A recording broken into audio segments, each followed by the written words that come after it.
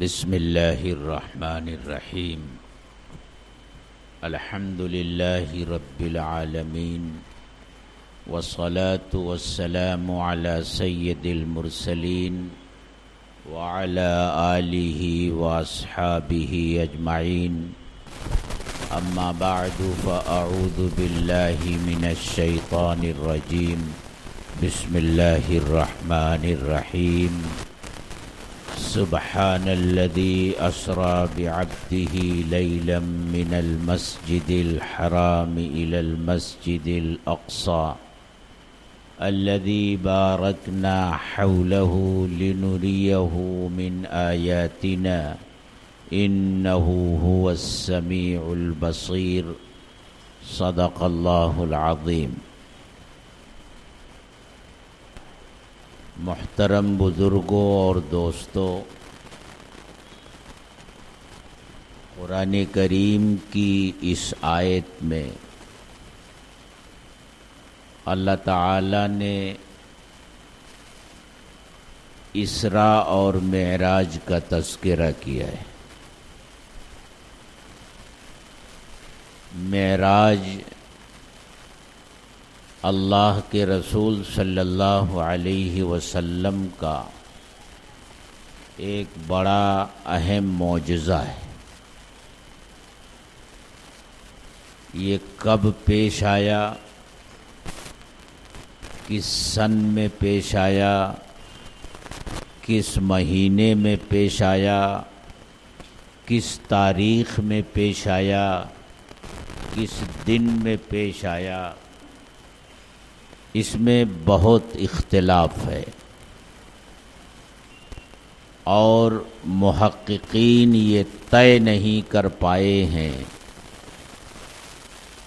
کہ اس کے پیش آنے کا واقعی سن کون سا ہے اور مہینہ کون سا ہے اور تاریخ کون سی ہے.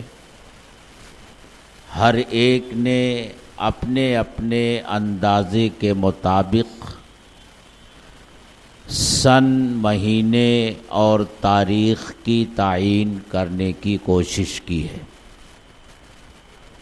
اختلاف اتنا ہے کہ سن یعنی سال کے بارے میں 10 قول پائے جاتے ہیں. اسی طرح مہینہ کون سا تھا، ربیع الاول کا تھا، ربیع الاخر کا تھا، رمضان کا تھا، شعبان کا شوال کا تھا یا رجب کا تھا، اس میں بھی اختلاف ہے. اس لیے حتمی طور سے اور یقینی طور سے کسی سال، کسی مہینے اور کسی تاریخ کی تعیین ممکن نہیں ہے. ہاں اتنا ضرور کہا جا سکتا ہے کہ یہ مکی زندگی کے آخری دور میں پیش آنے والا واقعہ ہے. اللہ کے رسول صلی اللہ علیہ وسلم نے جب اپنی نبوت کا اعلان کیا اور لوگوں کو اللہ کی وحدانیت کی طرف بلایا، تو اسی دن سے ایذا رسانیوں کا سلسلہ شروع ہوا، اور ہر گزرتے دن کے ساتھ مکہ والوں کی طرف سے ایذا اور تکلیف پہنچانے کا یہ سلسلہ بڑھتا ہی گیا. نت نئے طریقے آپ کو پریشان کرنے کے لیے، آپ کو تکلیف پہنچانے کے لیے اور آپ کے ہمت اور حوصلے کو توڑنے کے لیے مکہ والے اختیار کرتے چلے گئے، اور اس ایذا رسانی کا سلسلہ اپنی انتہا کو اس وقت پہنچا ہے جب آپ نے سفر طائف کیا ہے، اور طائف والوں کے پاس جا کر آپ نے انہیں اللہ کی طرف بلایا ہے۔ طائف کا دن آپ کے اوپر اتنا سخت دن تھا کہ ایک مرتبہ حضرت عائشہ صدیقہ رضی اللہ تعالی عنہا نے دریافت کیا کہ اے اللہ کے رسول، کیا وحد کے دن سے بھی سخت کوئی دن آپ کے اوپر گزرا ہے؟ تو آپ نے ارشاد فرمایا ہاں، وہ طائف کا دن ہے۔ اور پھر ایذا رسانیوں کے اس سلسلے کے اپنی انتہا کو پہنچنے کے ساتھ ساتھ اس دنیا میں ہمت اور حوصلہ بڑھانے کی اور سہارے کی جو چیزیں ہوتی ہیں وہ بھی ایک ایک کر کے ختم ہوتی چلی گئیں۔ آپ کی نبوت کا 7واں سال تھا کہ مکہ والوں نے باہمی مشورے سے یہ طے کیا کہ آپ کے اوپر ایمان لانے والوں کا اور آپ کے ساتھ مدد اور تعاون کا معاملہ رکھنے والوں کا بائیکاٹ کیا جائے، ان کے ساتھ کوئی لین دین نہ کیا جائے، ان کے ساتھ شادی بیاہ کا معاملہ نہ کیا جائے، ہر اعتبار سے ان کا بائیکاٹ کر کے ان کو معاشرے سے الگ کر دیا جائے۔ اور اس سلسلے میں مکہ والوں نے باہمی مشورے سے ایک معاہدہ لکھا اور بائیکاٹ ہوا، اور یہ بائیکاٹ 3 سال تک چلتا رہا۔ یہ 3 سال آپ کے اوپر اور ایمان والوں کے اوپر اتنے سخت گزرے ہیں کہ آج بھی سیرت کی کتابوں میں جب ان 3 سالوں میں پیش آنے والے واقعات کو پڑھا جاتا ہے تو روح کانپ جاتی ہے۔ کھانے پینے کے کوئی چیز موجود نہیں، پتے کھائے جا رہے ہیں، سوکھے چمڑے کھائے جا رہے ہیں، ماؤں کے سینوں میں دودھ خشک ہو چکا ہے، دودھ پیتے بچے بلبلا رہے ہیں، تڑپ رہے ہیں، اور شاب ابی طالب سے باہر کھڑے ہو کر کے مکہ کے یہ سخت دل لوگ ہنس رہے ہیں ان کی اس حالت پر۔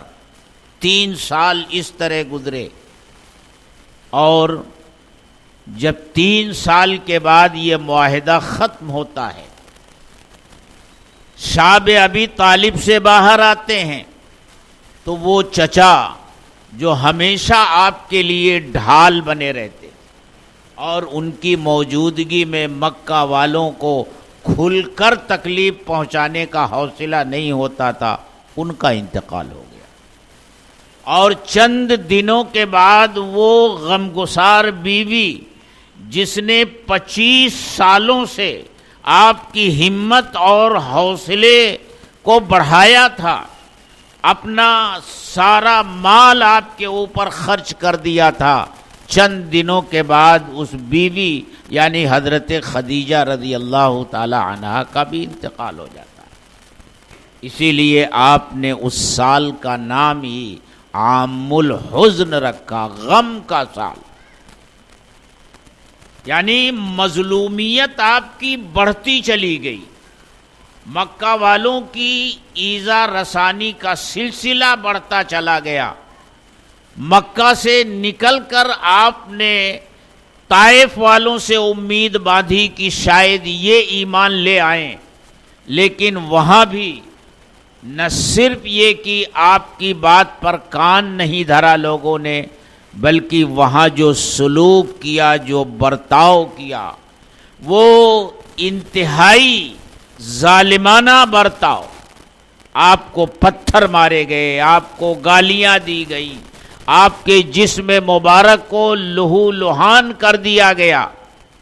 اسی موقع پر آپ نے اللہ کے سامنے ہاتھ اٹھائے ہیں اور دعا فرمائی ہے اللہم انی اشکو الیکا ضعف قوتی وقلت حیلتی وہوانی علی الناس. اسے دعائے مستضعفین کہا جاتا ہے. اس دعا کے ایک ایک جملے میں آپ کا جو درد چھپا ہوا ہے، آپ کے دل کی جو آواز چھپی ہوئی ہے، وہ آسمانوں کو چیر جاتی ہے اور اللہ تبارک و تعالی جبریل امین کو اس فرشتے کے ذریعے بھیجتے ہیں جسے اللہ نے پہاڑوں پر مقرر فرمایا ہے. وہ آتا ہے، سلام عرض کرتا ہے اور کہتا ہے کہ اگر آپ حکم دیں تو ان دو پہاڑوں کو ملا کر اس بستی کا سرما بنا دیا جائے. لیکن آپ کہتے ہیں کہ نہیں، مجھے امید ہے کہ ان کی نسلوں میں ایسے لوگ پیدا ہوں گے جو اللہ کے پیغام کو دنیا میں لے کر جائیں گے. یعنی جب مظلومیت کی انتہا ہو گئی تو اللہ کا یہ دستور ہے اس دنیا میں، جب اللہ کے لیے کوئی اللہ کے راستے میں تکلیفیں اٹھاتا ہے، مصیبتیں اٹھاتا ہے اور اذیتوں کا سامنا کرتا ہے، تو پھر اللہ تبارک و تعالیٰ کو اپنے اس بندے پر بے انتہا پیار آتا ہے. آپ تو ویسے ہی محبوب رب کائنات ہیں، لیکن اللہ کے دین کے لیے مسلسل سالوں سے آپ جن تکالیف سے گزارے جا رہے ہیں اور جس طرح کا معاملہ اور سلوک آپ کے ساتھ کیا جا رہا ہے، اور اس دنیا میں اگر کوئی سہارا ہو سکتا ہے تو وہ ایک ایک کر کے آپ سے جدا ہو رہا ہے. چچا ابو طالب چلے گئے اور حضرت خدیجہ رضی اللہ تعالی عنہا چلی گئیں، تو پھر اللہ تبارک و تعالی نے اس کا انعام آپ کو معراج کی شکل میں عطا فرمایا. اے محمد صلی اللہ علیہ وسلم، گھبرانے کی اور فکر کرنے کی بات نہیں ہے. ان لوگوں نے اگر آپ کا ساتھ چھوڑ دیا ہے، مکہ والے آپ کے اوپر ایمان نہیں لانے کو تیار، اور طائف والوں نے آپ کے ساتھ یہ بدسلوکی کی ہے، تو آپ گھبرائیے نہیں. آپ کا مقام اور مرتبہ یہ لوگ نہیں جانتے. آپ کا مقام اور مرتبہ تو ہمارے نزدیک وہ ہے جو آج تک کسی کو نہیں ملا. اور پھر اللہ تبارک و تعالی نے آپ کو یہ سفر کروایا ہے. اس سفر کے دو مرحلے ہیں. ایک مرحلہ بیت اللہ سے شروع ہوتا ہے، حتیم کعبہ سے شروع ہوتا ہے اور بیت المقدس تک کا ہے. دوسرا مرحلہ بیت المقدس سے آسمانوں سے گزر کر عرش اعلیٰ تک پہنچنے کا ہے. میں نے قرآن کریم کی جو آیت پڑھی ہے اس میں اس سفر کے پہلے مرحلے کا بیان ہے جو مکہ سے شروع ہوا ہے اور بیت المقدس تک کا ہے. اس سفر کے اندر بھی کئی ایک منزلیں ہیں. حضرت جبریل علیہ السلام جو براق لے کر کے آئے تھے، اس پر سوار کر کے آپ کو لے کر چلے ہیں. تو ایک ایسی جگہ پہنچے جہاں کھجوروں کے باغات بکثرت تھے. جبریل علیہ السلام نے کہا اتریے اور یہاں 2 رکعت نماز پڑھیے. دریافت کرنے پر بتایا کہ یہ یثرب ہے، یہ شہر ہجرت ہے. ایک دن مکہ سے ہجرت کر کے آپ یہاں تشریف لائیں. پھر آگے بڑھے تو حضرت موسیٰ علیہ السلام سے اللہ نے جہاں کلام کیا تھا اور انہیں ہم کلامی کا شرف حاصل ہوا تھا، طور سینا، وہاں فرمایا کہ اتریے اور 2 رکعت نماز پڑھیے. پھر مدین جو حضرت شعیب علیہ السلام کی بستی، وہاں سے گزرے تو فرمایا یہاں بھی 2 رکعت پڑھیے۔ پھر بیت اللحم پہنچے جو حضرت عیسیٰ علیہ السلام کی جائے پیدائش، فرمایا یہاں بھی 2 رکعت پڑھیے۔ اس کے بعد بیت المقدس میں آپ نے نزول فرمایا، وہاں پہنچے۔ اب اس میں روایتیں مختلف ہیں کہ آپ نے وہاں تنہا نماز پڑھی جبریل کے ساتھ یا فرشتوں کی امامت بھی فرمائی۔ ایک روایت تو یہ ہے کہ وہاں تمام انبیاء اور رسل موجود تھے، اذان ہوئی، اقامت کہی گئی اور آپ نے سب کی امامت فرمائی۔ اور ایک روایت یہ ہے کہ آپ نے تحیۃ المسجد کی 2 رکعتیں پڑھیں اور جبریل نے پڑھی، ان کے ساتھ مل کر آپ نے پڑھی۔ امامت کا جو معاملہ ہے وہ واپسی پر ہوا ہے۔ یہ دونوں روایتیں موجود ہیں۔ بہرحال پھر وہاں سے جو سفر شروع ہوا ہے وہ سیڑھی کے ذریعے ہوا ہے، اور وہاں سے جو سفر آسمانوں کا ہوا ہے اسی کو معراج کہتے ہیں۔ بیت اللہ سے جو سفر شروع ہو کر بیت المقدس پر ختم ہو رہا ہے اس کو اسرا کہتے ہیں۔ اسرا کے معنی ہوتے ہیں رات میں چلنا، اور بیت المقدس سے جو سفر آسمانوں کی طرف ہو رہا ہے اس سفر کو معراج کہتے ہیں۔ لیکن عام طور سے جب لفظ معراج بولا جاتا ہے ہمارے یہاں تو اس سے مراد پورا سفر ہوا کرتا ہے، بیت اللہ شریف سے شروع ہو کر بیت المقدس ہوتے ہوئے آسمانوں تک کا جو سفر ہے وہ مراد ہوا کرتا ہے۔ بہرحال سیڑھی لائی گئی۔ اب اللہ ہی بہتر جانتے ہیں وہ کیسی سیڑھی تھی، کتنی تیز رفتار تھی۔ جب انسان خود کار سیڑھیاں بنا سکتا ہے اور تیز سے تیز رفتار والی سیڑھیاں بنا سکتا ہے، ایسے لفٹ بنا سکتا ہے جو 100 منزل کی عمارتوں میں آخری منزل پر پلک جھپکتے پہنچا سکتی ہیں، تو وہ خالق جس نے انسان کو پیدا کیا ہے کیا وہ ایسی سیڑھی نہیں بھیج سکتا جو زمین سے اٹھا کر کے، اور پلک جھپکنے میں بھی دیر لگتی ہے، اس سے بھی کم وقفے میں وہ اوپر پہنچا دے؟ تو وہ سیڑھی لائی گئی، آپ اس پر سوار ہو کر کے پہلے آسمان پر پہنچے۔ وہاں ملاقات ہوئی حضرت آدم علیہ السلام سے۔ پھر دوسرے آسمان پر پہنچے، وہاں حضرت عیسیٰ اور حضرت یحییٰ علیہم السلام سے ملاقات ہوئی۔ تیسرے آسمان پر آپ پہنچے تو دوسرے آسمان پر حضرت عیسیٰ ہیں اور حضرت یحییٰ علیہ السلام ہیں، اور تیسرے آسمان پر نام ذہن میں نہیں آ رہا ہے۔ چوتھے آسمان پر حضرت ادریس علیہ السلام ہیں، اور پانچویں آسمان پر حضرت ہارون علیہ السلام ہیں۔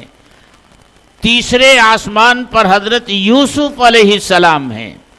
چوتھے آسمان پر حضرت ادریس علیہ السلام ہیں، اور پانچویں آسمان پر حضرت ہارون علیہ السلام سے ملاقات ہوتی ہے۔ چھٹے آسمان پر حضرت موسیٰ علیہ السلام سے ملاقات ہوتی ہے، اور ساتویں آسمان پر حضرت ابراہیم علیہ السلام سے ملاقات ہوتی ہے۔ یہیں سدرۃ المنتہا ہے، بیری کا درخت ہے۔ منتہا اس لیے کہتے ہیں کہ نیچے سے جانے والی چیزیں وہیں جا کر رک جاتی ہیں، فرشتے نیچے سے اوپر نہیں جا سکتے۔ پھر وہاں سے آپ کا سفر رف رف پر شروع ہوتا ہے، اور پھر آگے آپ جاتے ہیں، اللہ سے ہم کلامی کا شرف حاصل ہوتا ہے، وہ قرب حاصل ہوتا ہے، وہ قرب کتنا تھا اور کیا کیا راز و نیاز کی باتیں ہوئیں وہ اللہ جانے اور اس کا حبیب جانے۔ فَأَوْحَى إِلَىٰ عَبْدِهِ مَا أَوْحَىٰ، اللہ نے وحی کی اپنے بندے کی طرف جو بھی وحی اللہ نے کی وہ اللہ جانے اور اللہ کا حبیب حضرت محمد الرسول اللہ صلی اللہ علیہ وسلم اس کو جانے۔ پھر وہاں سے آپ کی واپسی ہوئی، آپ بھی ایک تحفہ لے کر کے گئے تھے، عبادتوں کا تحفہ اللہ کے حضور پیش کیا، اور پھر اللہ نے اس کے بدلے میں بھی آپ کو نماز کا تحفہ عطا فرمایا اور سورہ بقرہ کی آخری آیتیں عطا فرمائیں۔ پھر وہاں سے آپ واپس تشریف لائے۔ موسیٰ علیہ السلام سے ملاقات ہوئی، انہوں نے پوچھا کیا ملا؟ فرمایا 50 وقت کی نمازیں۔ انہوں نے کہا 50 وقت کی نمازیں آپ کی کمزور امت کیسے پڑھ سکے گی؟ جائیے اس میں تخفیف کروائیے، کم کروائیے۔ آپ واپس تشریف لے گئے۔ اب یہ دیکھیے بہانے سے بلانا مقصود ہے، ورنہ 50 کے بجائے اسی وقت 5 کر دی جاتی، لیکن بار بار کی حاضری یہ مقصد ہے۔ آپ تشریف لے جاتے ہیں، 5 وقت کی نمازیں کم ہو جاتی ہیں۔ پھر موسیٰ علیہ السلام سے ملاقات ہوتی، وہ کہتے ہیں جائیے ابھی بہت ہے۔ اب یہ آنے جانے کا سلسلہ چل رہا ہے، 5 نمازیں کم ہو رہی ہیں، اور آخر میں جب 5 نمازیں رہ گئیں تب موسیٰ علیہ السلام نے کہا جائیے ابھی زیادہ ہے، آپ کی امت اسے برداشت نہیں کر سکے گی۔ تو آپ نے ارشاد فرمایا اب شرم آتی۔ اللہ نے اعلان کیا کہ جائیے 5 وقت کی پڑھیے، ہمارے فیصلے میں تبدیلی نہیں ہوا کرتی، آپ کی امت 5 پڑھے گی، ہم 50 کا ثواب دیں گے۔ ایک مرتبہ آپ اور چلے گئے ہوتے تو پھر یہ جھنجٹ ہی نہ رہ جاتی۔ تو یہ نماز معراج کا تحفہ ہے۔ پھر اللہ کے رسول صلی اللہ علیہ وسلم واپس آئے، رات کے ایک مختصر سے حصے میں یہ سارا سفر اللہ نے طے کروایا ہے۔ مختصر سے حصے میں بیت اللہ سے بیت المقدس، پھر وہاں سے آسمانوں کی سیر، اللہ نے یہ سب فرمایا سبحان الذی اسریٰ بعبدہ لیلا، پاک ہے وہ ذات جس نے اپنے بندے کو راتوں رات لے گئی، بلکہ رات کے ایک حصے میں لے گئی، مسجد حرام سے مسجد اقصیٰ تک۔ صبح ہوئی تو معراج کا تحفہ لے کر آئے تھے نماز، تو ظہر میں حضرت جبریل علیہ السلام آ گئے آپ کو نماز سکھانے کے لیے، نماز کیسے پڑھی جائے گی، نماز کا وقت کیسے ہوگا، کیا کیا ہوگا۔ جیسے ہی ظہر کا وقت شروع ہوا جبریل امام بنے اور اللہ کے رسول صلی اللہ علیہ وسلم نے ان کے پیچھے نماز پڑھی۔ پھر جیسے ہی عصر کا وقت شروع ہوا اسی طرح نماز پڑھی۔ ہر نماز کو اس کے شروع وقت میں جبریل نے پڑھایا۔ اگلے دن ہر نماز کو اس کے آخر وقت میں پڑھایا۔ 2 دن تک مسلسل جبریل امین آئے اور نماز کے اوقات کی تعین اس طرح ہوئی۔ پھر جبریل علیہ السلام نے عرض کیا آخر میں ما بین ہذین الوقتین وقت لک ولامتی کا، انہی 2 وقتوں کے درمیان جو اول اور آخر ہم نے آپ کو بتائے ہیں، آپ کی نماز کا وقت ہے اور آپ کی امت کے نماز کا وقت ہے۔ ایک طرف تو یہ سلسلہ ہوا، نماز کے اوقات کی تعیین ہو رہی ہے، اور صبح کو جب یہ واقعہ آپ نے بیان فرمایا تو پورے مکے میں تو کوہرام مچ گیا۔ مکہ والوں کو اس بات کی خوشی ہو رہی ہے کہ اب حضرت محمد صلی اللہ علیہ وسلم کا مذاق اڑانے کا ہمیں پورا موقع مل گیا۔ بھلا ایسا ہو سکتا ہے کہ ایک رات میں، بلکہ رات کے کسی ایک حصے میں ایک شخص مکہ سے بیت المقدس جائے، پھر وہاں سے آسمانوں پر جائے، جنت دیکھے، جہنم دیکھے، سارے نبیوں رسولوں سے ملاقات کرے؟ کیا رات کے ایک حصے میں ایسا ہو سکتا؟ ہرگز نہیں ہو سکتا۔ کہا یہ اچھا موقع ہے ان لوگوں کے ایمان میں شکوک اور شبہات پیدا کرنے کا جو آپ کے اوپر ایمان لائیں۔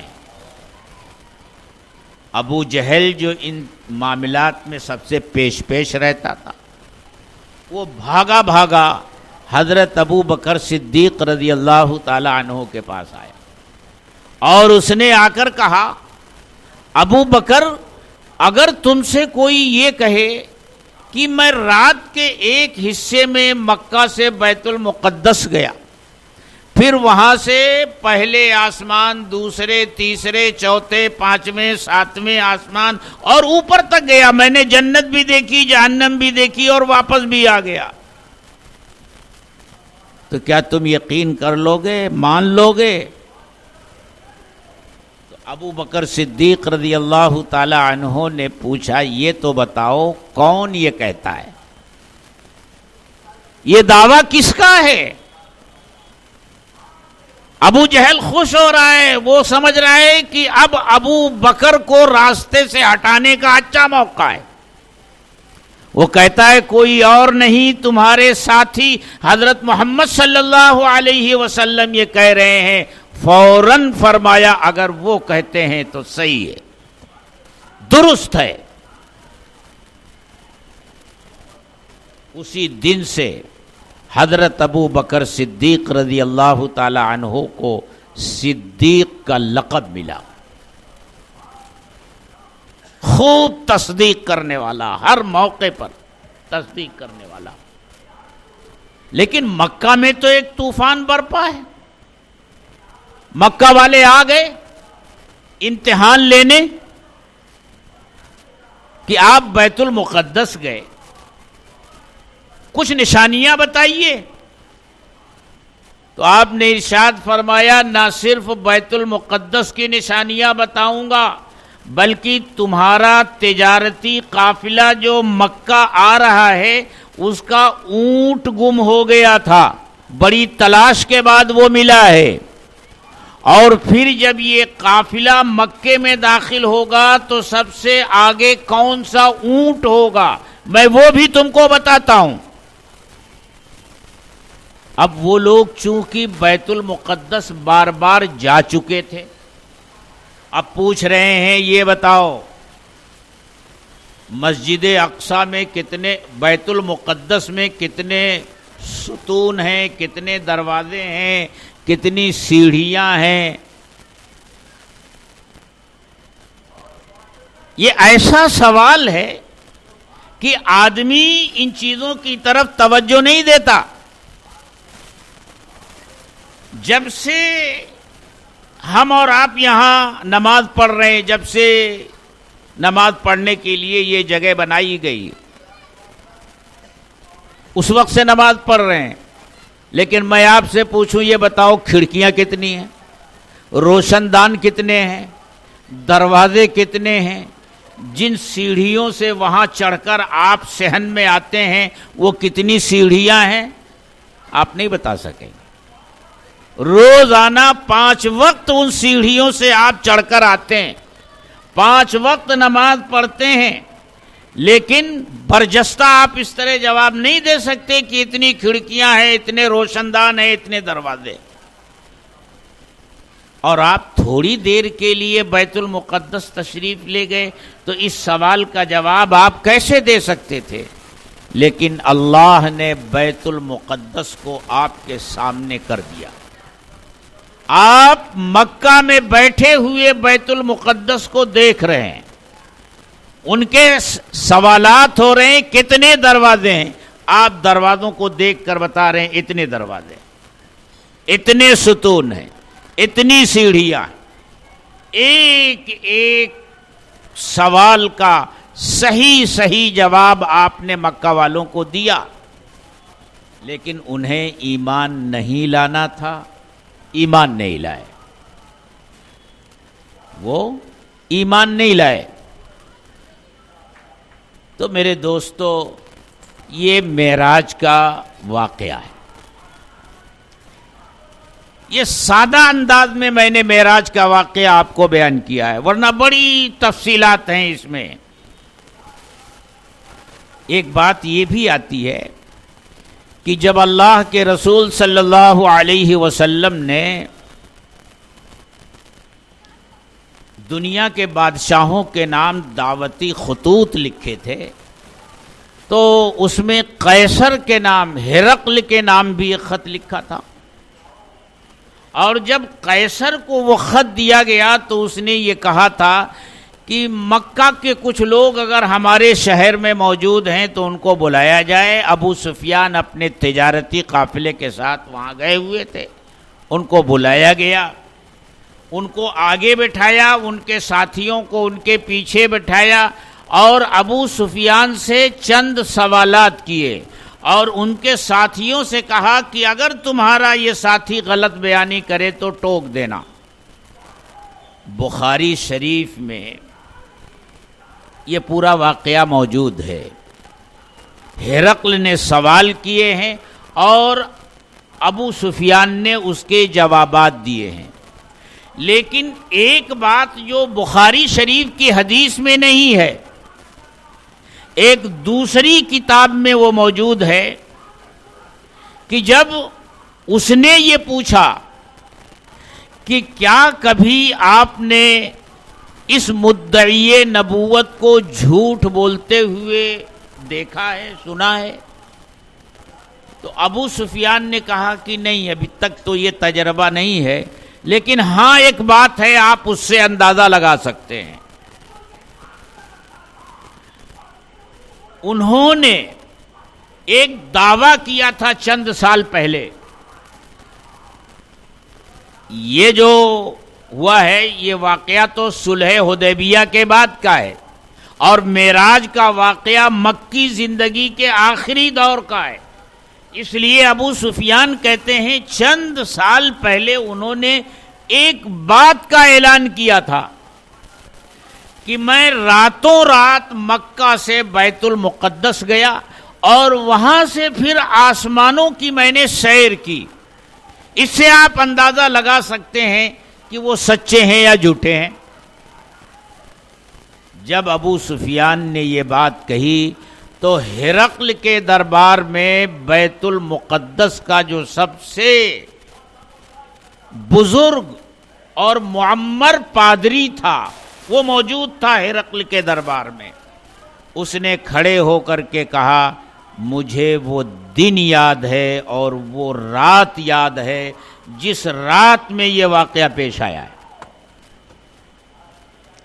اس نے کہا میرا یہ معمول ہے کہ رات میں گھر جانے سے پہلے میں بیت المقدس کے سارے دروازوں کو بند کرتا ہوں، اس کے بعد جاتا ہوں.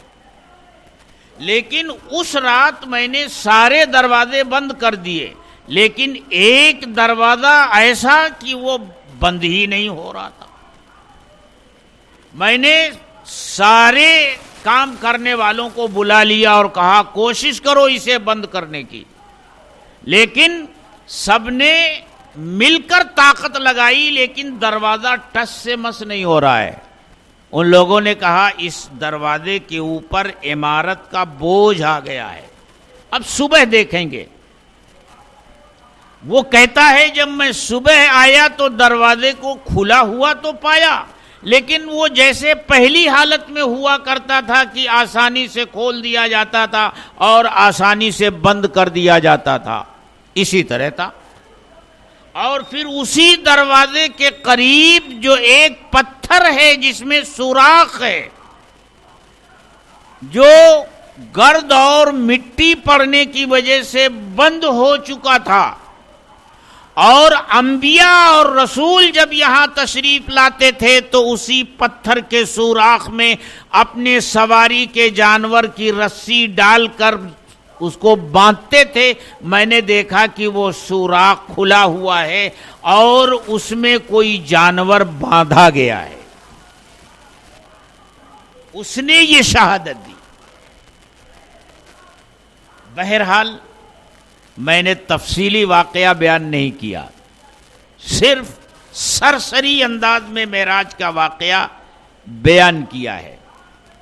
لیکن ایک بات کی طرف ضرور آپ کی توجہ مبذول کرنے کی کوشش کی ہے کہ جو اللہ کے لیے اپنے آپ کو مٹاتا ہے، اللہ اسے اوپر اٹھاتا ہے. یہ معراج کا سبق ہے. جو اللہ کے دین کے لیے اپنے آپ کو پامال کراتا ہے، نہ جان کی پرواہ کرتا ہے، نہ مال کی پرواہ کرتا ہے، نہ عزت و آبرو کی پرواہ کرتا ہے، تو اللہ تبارک و تعالی اپنے اس بندے کو اسی طرح رفعت اور بلندی عطا فرماتا ہے. من تواضع للہ رفعہ اللہ. جو اللہ کے لیے جھکتا ہے، اللہ کے لیے تواضع اختیار کرتا ہے، اللہ اس کے درجے کو بلند فرماتا ہے. ایک بات یہ. دوسری بات یہ کہ قرآن کریم میں جب بیت اللہ سے بیت المقدس تک کے سفر کو بیان کیا گیا تو اس موقع پر حضرت محمد صلی اللہ علیہ وسلم کی جو صفات ہیں، آپ کے جو صفاتی نام ہیں، ان میں سے کسی اور نام کے بجائے لفظ عبد کے ساتھ آپ کا تذکرہ کیا گیا. اور کیا کہا؟ سبحان الذی اسری بعبدہ، جو اپنے بندے کو لے گیا اتنی بلندی تک. اس سے دو باتوں کی طرف اشارہ ہے. پہلی بات تو یہ لفظ عبد لا کر کے ہمارے اور آپ کے عقیدے اور ایمان کی حفاظت کا سامان کیا گیا کہ حضرت محمد صلی اللہ علیہ وسلم کا مقام اور مرتبہ کتنا ہی بلند کیوں نہ ہو جائے، لیکن وہ الوہیت کے مقام تک نہیں پہنچ سکتے. الہ تو صرف اللہ ہے. ہر حال میں حضرت محمد صلی اللہ علیہ وسلم اللہ کے بندے ہی ہیں.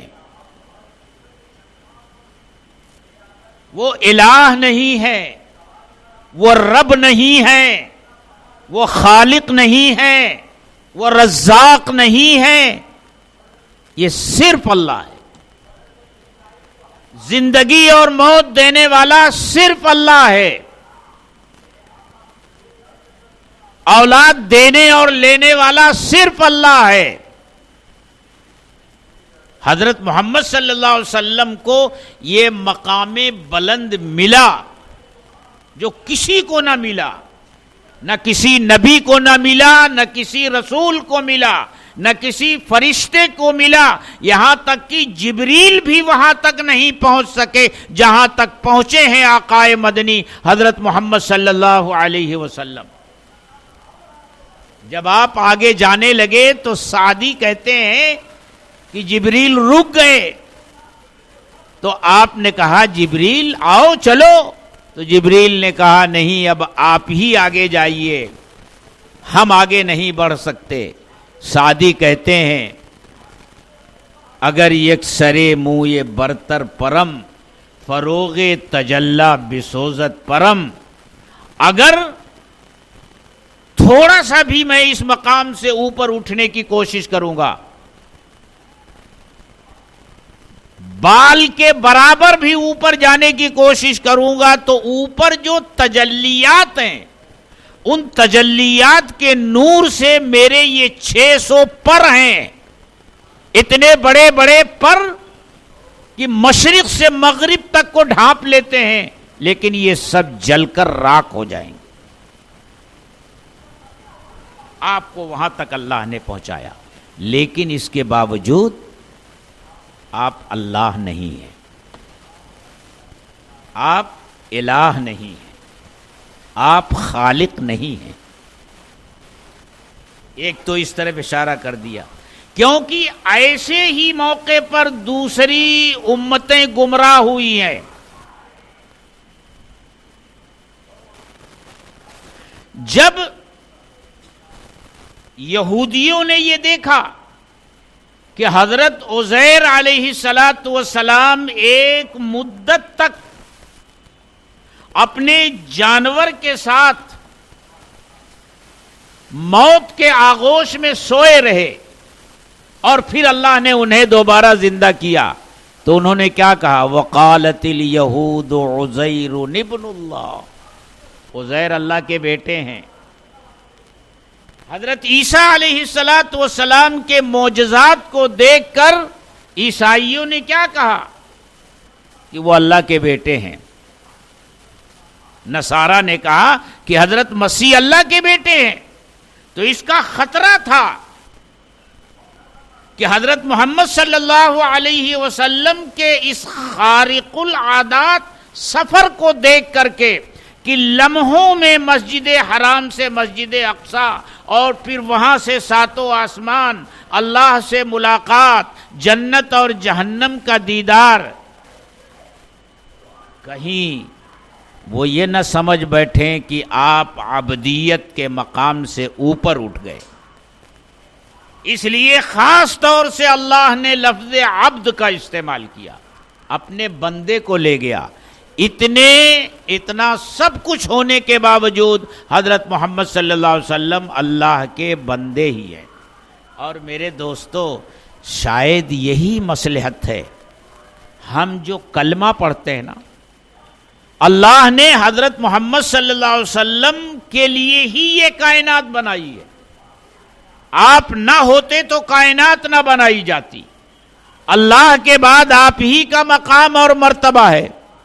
آپ کے اس عظیم مقام اور مرتبے کو دیکھتے ہوئے کسی کا عقیدہ خراب نہ ہو، اس لیے ہم کلمہ جو پڑھتے ہیں تو رسول سے پہلے لفظ عبد کو پڑھتے ہیں۔ اشہد ان لا الہ الا اللہ و اشہد ان محمدن عبدہ و رسولہ، اللہ کے بندے ہیں اور اس کے رسول ہیں۔ تو ایک تو ہمارے عقیدے کی حفاظت، اور دوسرے اس طرف بھی اشارہ ہے کہ انسانوں میں سب سے باکمال وہ انسان ہے جو عبدیت کے سب سے اعلی مقام پر ہے۔ اللہ کے نزدیک وہی انسان زیادہ مرتبے اور مقام والا ہے جس کے اندر عبدیت کاملہ موجود ہے، اور حضرت محمد صلی اللہ علیہ وسلم اللہ کے عبد کامل ہے، اور اسی عبد کامل ہونے کی بنیاد پر آپ کو معراج میں بلایا گیا۔ یعنی ہر موقع پر اللہ کے سامنے سر تسلیم کو خم کر دینا، اللہ کے لیے اپنے آپ کو جھکا دینا، اللہ کے لیے اپنے آپ کو پست کر دینا، ہر ذلت اور ہر پریشانی کو برداشت کر لینا اور سہ لینا اللہ کے لیے۔ اسی لیے اللہ نے آپ کو معراج میں بلایا۔ اب رہ جاتا ہے معراج کا تحفہ، تو موقع رہا تو انشاءاللہ اگلے جمعہ کو معراج کا جو تحفہ ملا، اتنا لمبا سفر کروا کر کے اللہ نے جو وہاں دیا ہے، ہوتا ہے نا، اگر ملک کا صدر جمہوریہ ہم میں سے کسی کو بلا لے اور پھر آدمی وہاں سے واپس آئے تو لوگ جا کر پوچھتے کیا ملا، کیا لے کر آئے، صدر صاحب نے کیا دیا۔ اتنا لمبا سفر ہے اور اتنے اعزاز اور اکرام کے ساتھ اللہ نے آپ کو بلایا ہے، تو سوال یہ پیدا ہوتا ہے نا کہ وہاں اللہ نے آپ کو کیا دیا ہے، اور آپ مہمان بن کر گئے ہیں۔ اور مہمان جب میزبان کے ہاں جاتا ہے تو وہ بھی کچھ نہ کچھ ہدیہ اور تحفہ لے کر جاتا ہے۔ تو آپ کیا لے کر گئے ہیں وہاں، اور وہاں سے آپ کو کیا ملا ہے، انشاءاللہ اگلے جمعہ کو۔ وآخر دعوانا